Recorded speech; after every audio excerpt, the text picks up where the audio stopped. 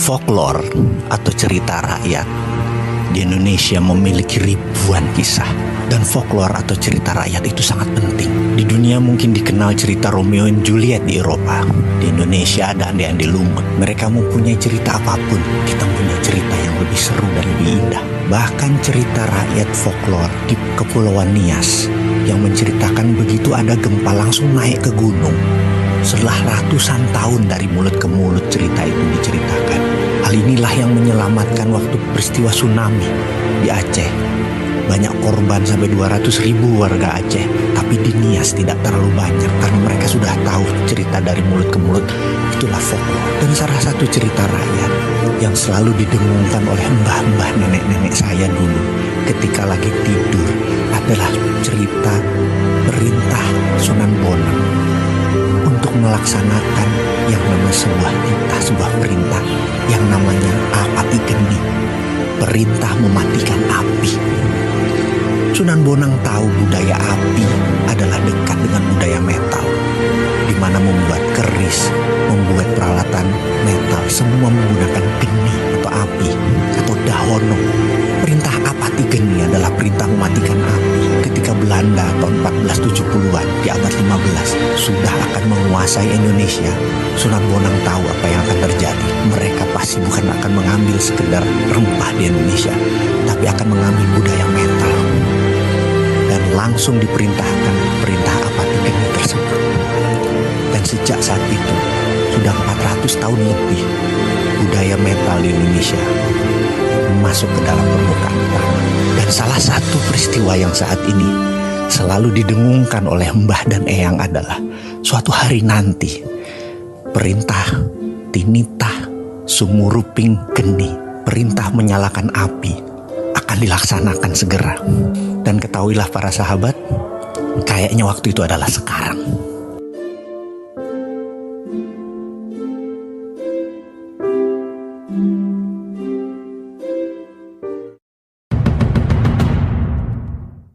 Di Pesarean atau tempat makam para sunan, tempat 9 wali selalu ada sumur. Bahkan di Kudus ada sumur pitu, 7 mata air sumurnya. Lalu dalam dongeng cerita folklore dari mulut ke mulut dikatakan bahwa para sunan sewaktu mengislamkan Nusantara itu tidak dengan berperang atau terjadinya tumpah darah. Namun mereka menggunakan kekuatan ekonomi, berdagang, dan memiliki emas. Tersebut kisah yang dicatat dalam suluk linglung Pangeran Wijil bahwa para sunan itu menyendok tanah di dekatnya yang kemudian hari jadi sumur. Sebenarnya para sunan itu mengambil tanah tersebut lalu sebagai bahan untuk membuat harta dalam tanda petik. Apa yang mereka lakukan setelah itu? Mereka lakukan adalah memberi air dan merendamnya lalu diletakkan ke dalam kendi. Selang beberapa hari cairan tadi dipisahkan dan tanah tersebut dibakar menjadi solid. Dan benda yang dibakar tersebut merupakan ingot atau dore dengan kadar emas antara 14 sampai 22 karat. Yang dalam cerita turun-temurun ternyata cairan tadi adalah bakteria atau kalau dalam bahasa modern dalam ilmu patologi itu adalah bioengineering. Para sunan memisahkan unsur logam tadi menggunakan bakteria. Para sunan melaksanakan bioengineering jauh sebelum dunia mengenal mikroba, virus, bakteri, di mana mereka menyebutnya dengan istilah lelembut. Saking halus dan kecilnya, ini bukan makhluk halus seperti jin, setan, dan segalanya. Ini adalah makhluk kecil super nano yang bekerja menurut hukum alam. Inilah yang menjadi kunci sukses bermain di bidang metalurgi yang harus dicari oleh generasi anak bangsa Nusantara, kekayaan ilmu teknologi logam. Osmium misalnya, benda logam yang berat jenisnya lebih berat dari besi namun selalu oily, licin. Kalau osmium diproduksi dibuat untuk benda yang rotating berputar seperti turbin, jet engine, baling-baling propeller kapal laut, maka pelumas olinya hanya perlu 10% saja kebutuhannya. Mesin menjadi lebih baik performanya dengan perawatan yang rendah. Dunia aviasi dan dunia maritim bisa maju 3 kali lipat dari sekarang, dan osmium itu banyak di bumi Nusantara. Palladium yang lebih kempling mengkilat, lebih ringan dari platinum tapi lebih kuat mutunya akan membuat dunia kesehatan seperti laser, heavy duty, permesinan, transportasi, drone akan menjadi sangat murah. Rhodium lain lagi bisa minus resisten pengantarnya hingga alat komunikasi bisa lompat menjadi 6G, 7G, bahkan 10G. Lebih cepat lagi data tertransfer. thorium, membuat listrik tenaga nuklir tidak lagi berbasis uranium yang berbahaya, membuat biaya listrik berbasis minyak bumi, batu bara menjadi kemahalan karena dengan thorium per kilowatt hour hanya $0,3, jauh di bawah harga batu bara yang $0,8 dan jauh di bawah gas yang $1,1 untuk energi listrik. Semua itu adalah budaya metal, mulai dari metal biasa, metal tanah jarang atau rare earth, hingga precious group metal. Semua ada di tanah air tercinta ini. Sebelum melangkah jauh, kita merenung sejenak, menengok apa yang para Sunan sudah lakukan untuk anak cucunya, untuk bangsa Indonesia. Bukan hanya nikmat agama Islam, namun budaya luhur, budaya logam dia wariskan untuk kita. Untuk menjadi yang terdepan, warisan beliau-beliau tersebut harus kita pertahankan. Inilah strategi SWF, Sovereign Wealth Fund, berbasis natural resources capital yang selalu didengungkan oleh si bosman yang sok keminter ini. Menggunakan kekuatan kedaulatan sovereign natural resources untuk menjadi alat tawar kepada negara lain. Bukan menjadi pengemis minta-minta pinjaman seakan-akan kita ini miskin. Sekali lagi, sejarah sudah mengingatkan, wahai pejabat, rajin-rajinlah baca sejarah dan menengok kekuatan bangsa sendiri. Semua tersedia, semua tinggal dipakai. Masih nggak ngerti juga ya SWF ilmunya para Sunan ini ya? Ngobrol dong kita.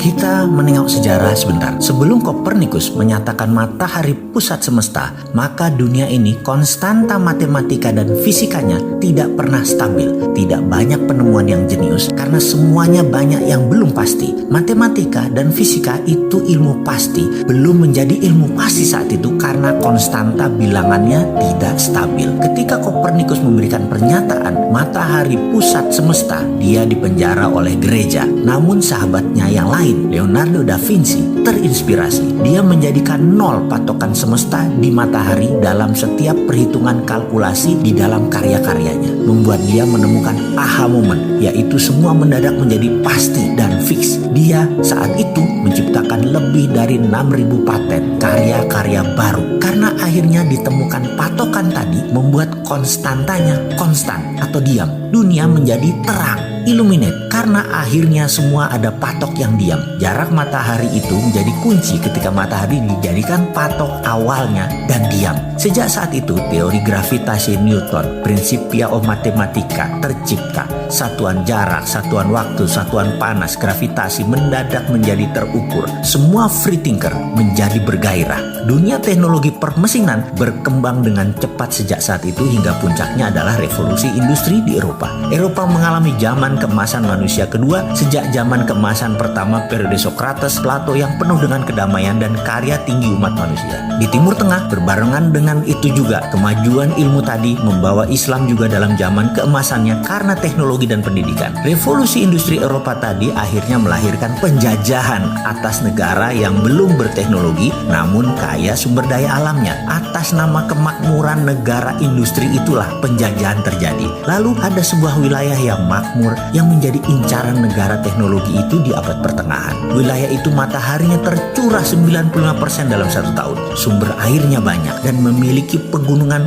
vulkanik dan tektonik yang panjang yang setiap saat memuntahkan sumber pupuk yang subur. Penduduknya bercocok tanam dan nelayan. Pelautnya handal, pertaniannya sudah mengikuti musim serta sistem irigasi yang mumpuni dan juga punya budaya kesenian yang tinggi. Jika sahabat ingin tahu tingginya sebuah peradaban, lihatlah seninya. Eropa di masa jayanya, zaman Renaissance, alat musiknya terbuat dari senar, kayu bahannya. Biola, harpa, piano, drum. Drum juga dibungkus pakai kulit binatang. Bangsa Cina dengan kecapi, senar, suling. Lalu Timur Tengah ada rebana, gendang, India, suling, sitar, kayu, dan senar. Namun bangsa makmur yang namanya Nusantara telah menggunakan logam sebagai alat musiknya berupa gong, gamelan, berbahan logam dengan nada pentatonik yang unik, tembaga, suasa atau mas muda, dan banyak lagi unsur logam yang digunakan dalam alat alat musik tradisional Nusantara.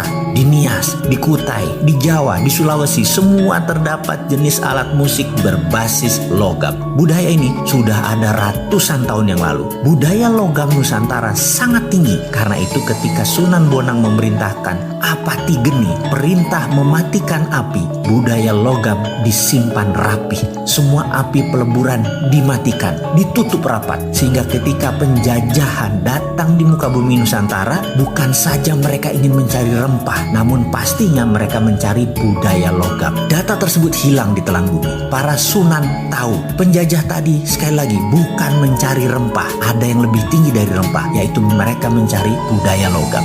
Cerita ini mungkin hanya folklore atau cerita rakyat, namun cerita ini menyebar terus karena tradisi Nusantara adalah budayanya pitutur, bertutur, bukan budaya tulisan. Cerita ini adalah cerita yang biasa mbah-mbah saya ceritakan di malam hari Ba'da Isya di kampung saya dulu. Yang dilanjutkan begini, ada dua perintah Sunan Bonang kala itu. Yang satunya lagi, yang kedua adalah nanti di generasi 17 setelah dirinya, tinitah sabdo sumurping geni, perintah sabda menyalakan api akan dilaksanakan. Sahabat, sesungguhnya saat ini adalah zaman keturunan ke-17 dari Trah Kasunanan. Jadi sekedar mengingatkan, waktu itu adalah sekarang.